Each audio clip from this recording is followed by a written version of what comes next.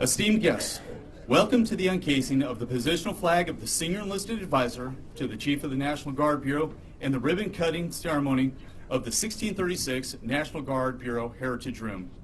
We would like to welcome Chief Master Sergeant Greg Buthorn, representing Chief Master Sergeant of the Space Force, Pennsylvania. The presiding official for today's ceremony is General Daniel R. Hokanson, Chief, National Guard Bureau. Please stand, if you're able, for the entrance of the official party and the presentation of the colors by the National Guard Bureau Honor Guard. Remain standing for the playing of the national anthem by the 257th Army Band.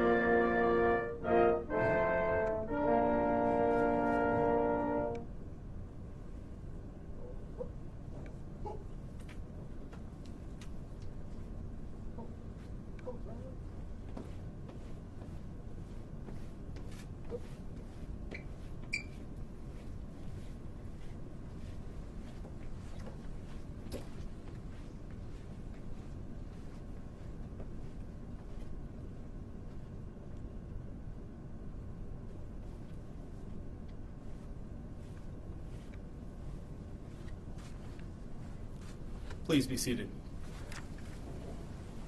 It is now my distinct pleasure to introduce to you the presiding official of today's ceremony, the Chief of the National Guard Bureau, General Daniel Hokanson.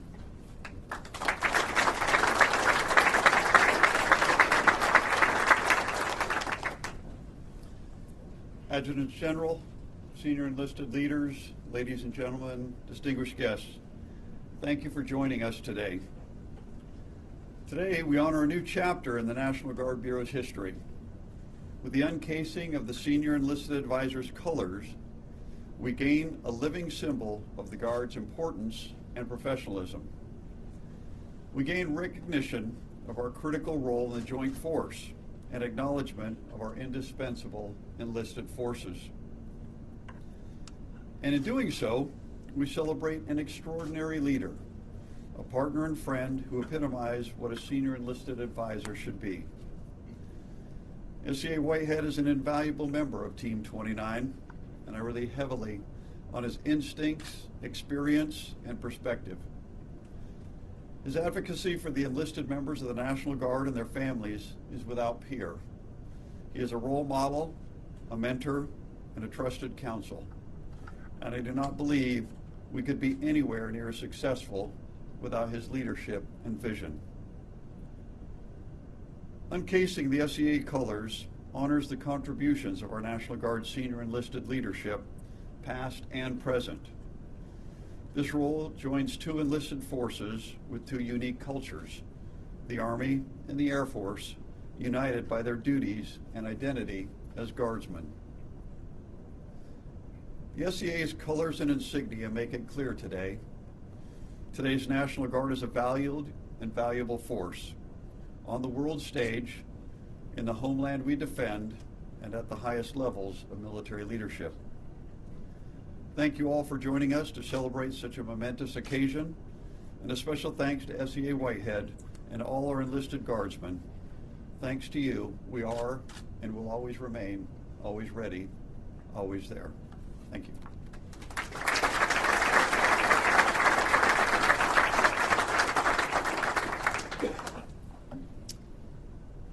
Thank you, General Hokanson. SEA, if you wouldn't mind joining General Hokanson. The flag is presented by Staff Sergeant Lindsay Hundley and Airman First Class Chelsea de Avila. Staff Sergeant Hundley and Airman First Class de Avila both hail from the Commonwealth of Virginia.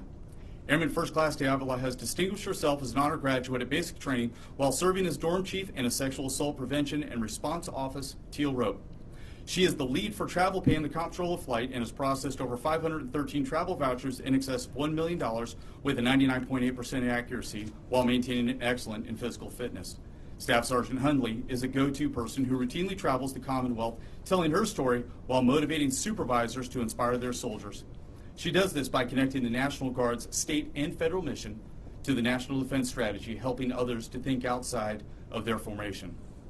General Hokanson will now uncase the flag and present it to SEA Tony Whitehead, the 6th Senior Enlisted Advisor. The design of the flag closely follows the color scheme of the Chief of the National Guard Bureau's flag. The flag has the National Guard Bureau Eagle, 4 stars, and the National Guard banner encapsulated by a shield, mirroring the design precedent set by Service Senior Enlisted positional colors.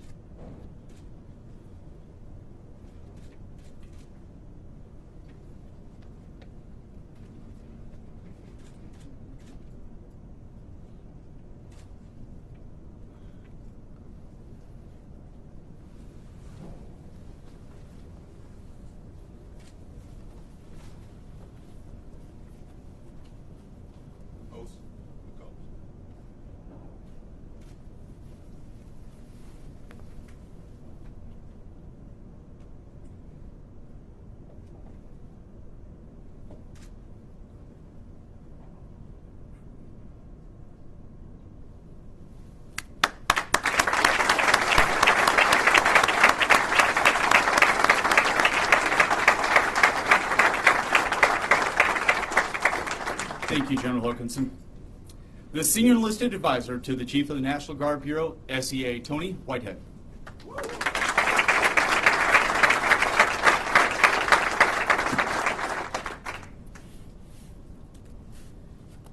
I really want to tell a joke, but I'm so nervous. I don't think I could, so that'll have to be it.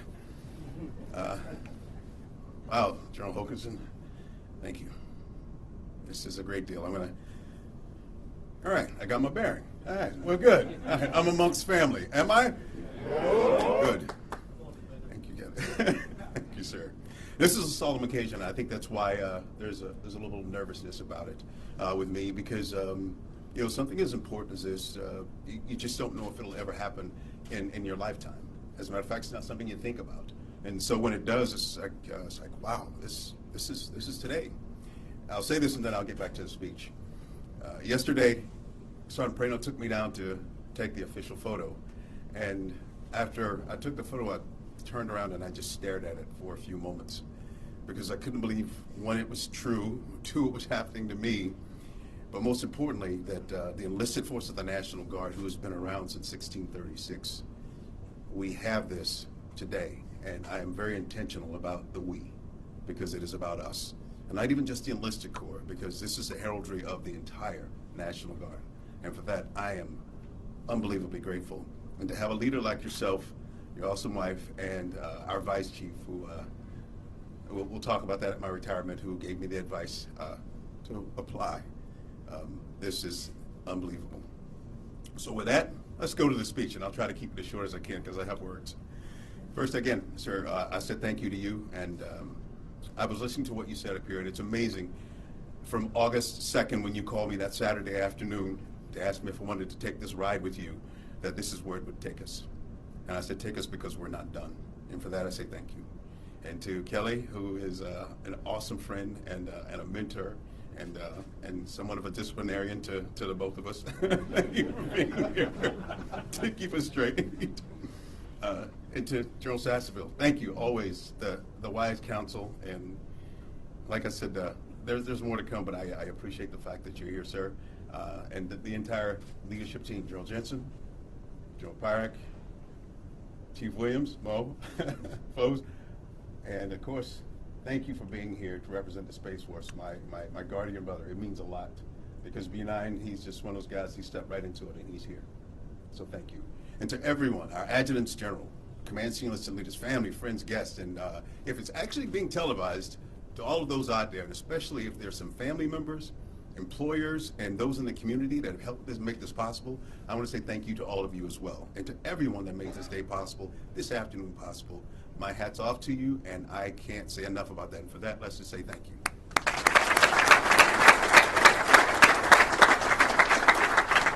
I definitely didn't want to forget SEA Team 6, which is definitely, Sergeant Major was Spalding, Chief Cornetius, Senior Gowans, Sergeant First Class Prano, Sergeant First Class Pena. If I forgot anybody, my apologies. I'm getting old, it happens. All right, so we'll set the tone. I was going to have to look for some type of vignette or example to talk about what these colors mean. And I just so happened the other morning to be looking at my LinkedIn page, and what pops up, I'll make sure I got the words right. Command Sergeant Major Zoltan Kazab. Did I say that right? He is the Hungarian Defense Force Command Sergeant Major, and he was lauding the training that he received from the Ohio National Guard. It was battle staff training that he received. It was the first time they had training where junior officers and senior non-commissioned officers had an opportunity to train together. And a couple of words that he said, and I wanted to make sure I highlighted them, was he said, the basic leadership skills training, the military decision-making process, it was essential to mission command, the success of mission command, and he was so excited that they received the training from our National Guard, our officers and NCOs, our NCOs, that they feel that they are better prepared for whatever may come. And I'm going to tell you right now, that represents the colors. That represents the colors. So we got an ACA mission happening right now. We got an ADA mission happening right here in the National Capital Region. We have over 45,000 of our airmen and soldiers that are on watch right now. And those are the ones that we have documented.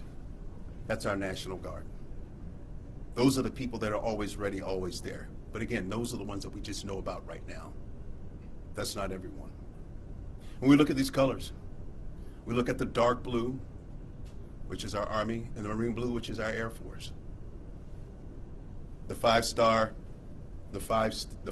stars, 4 of them represents our 4-star command. And I cannot imagine having an opportunity to be here with any other 4-star command than General Daniel Hokanson, who supports our enlisted corps without failure.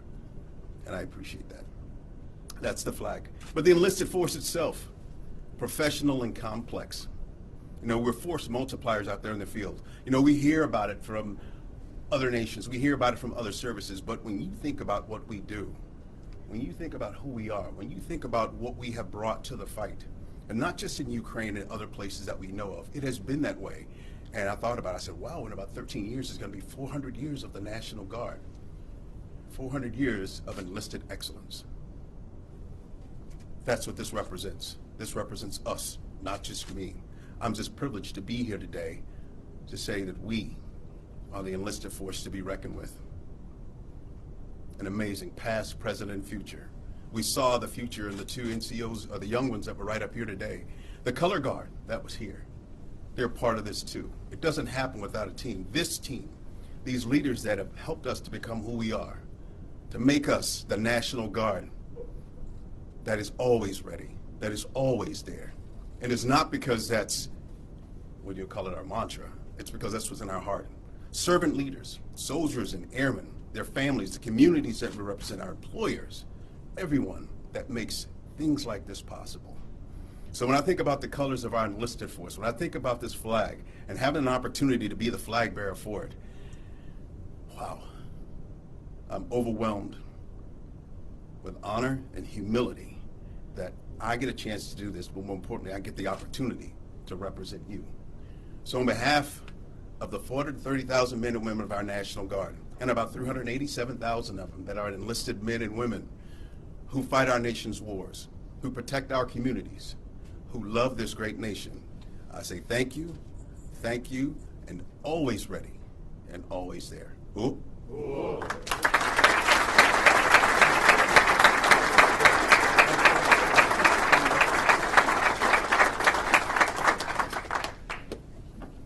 Thank you, SCA Whitehead. I'd like to introduce again the Chief of the National Guard Bureau, General Daniel Hokanson.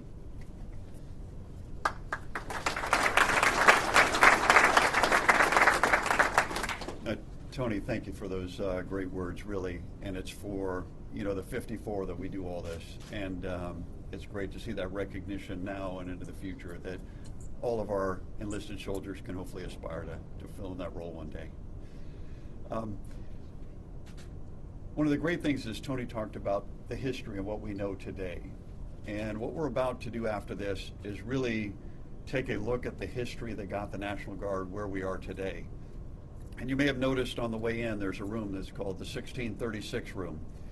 And after Tony and I visited a lot of the states, what I noticed is a lot of our units had a heritage room. And the great thing about that is on a Friday or during a drill weekend, it allowed our soldiers and airmen to come to a common place where their history was captured, and the senior leaders could have a lot of interaction with their junior soldiers and airmen and talk to them about the history and why it was so important to be part of the National Guard. And what I realized is here, the people that support the 54, we don't have that. And working with Fort Myer and our historian and frankly all of the 54, we wanted to have a place that we could go to instead of a hotel lobby or conference room, someplace that really captured the history of the National Guard, where we, as the folks stationed here, could actually get a chance to meet with our younger soldiers and airmen and talk to them and show them the history. But also for the 54, when you come here and you invite your guardsmen that you so graciously have sent here to help us make a better organization, where you can meet with them and see some of the history of your state, as well as the almost 400 years history of the National Guard. And I've actually not seen it yet, so I'm super excited. But before we do, I just want to recognize two people, and they are representative of a group of over 50 that really made this happen. And many of those were actually folks within your state, your historians that helped make this happen. But Elena Frio and Dennis Clark, can I have you both just come up first really quick? So these were the point folks on the Heritage Room, so I just want to recognize them in front of everybody before we go over there and just give them a hand for all the great work that they've done.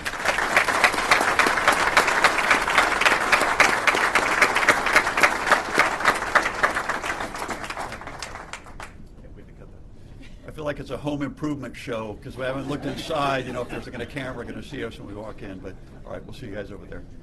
Okay. But ladies and gentlemen, once again, thank you for all being here for this momentous occasion. We actually waited to GSLEC where we could get our adjutants general and senior enlisted leaders so that they could be here when we unveiled the SEA's colors, because those will be part of our organization from now throughout history. And then shortly we'll get a chance to celebrate from our history that led to this day. So thank you very much. Sergeant Major.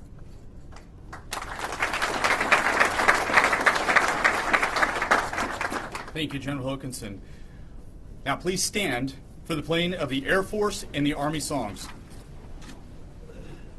Off we go into the wild blue yonder, flying high into the sun. he comes, 1620 our thunder, and boys, give the gun, give the gun. Counting eyes, stopping things from under, off with one hell of a roll. We live in fame, we're down in flames. Hey, nothing will stop the U.S. Air Force.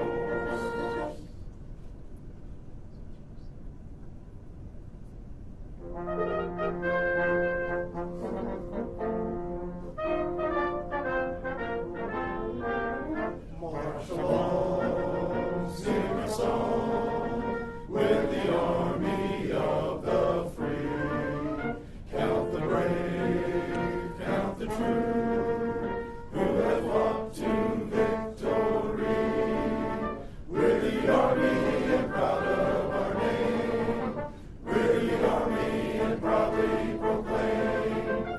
First to fight for the right and to build the nation's might. And the army goes rolling along. Proud of all we have done, fighting till the battle's won. And the army goes rolling along. And it's high, high, hey, the army's on its way.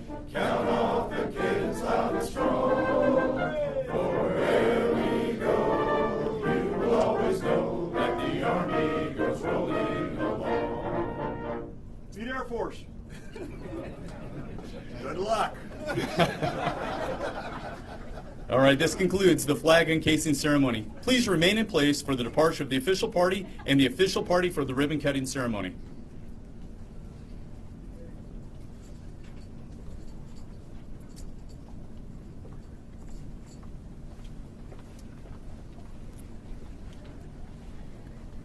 We will now transition to the 1636 Heritage Room ribbon cutting ceremony. Space is limited in the lobby area and in the Heritage Room. However, you will be able to view the displays and add your patch to the patch wall at any time during the reception.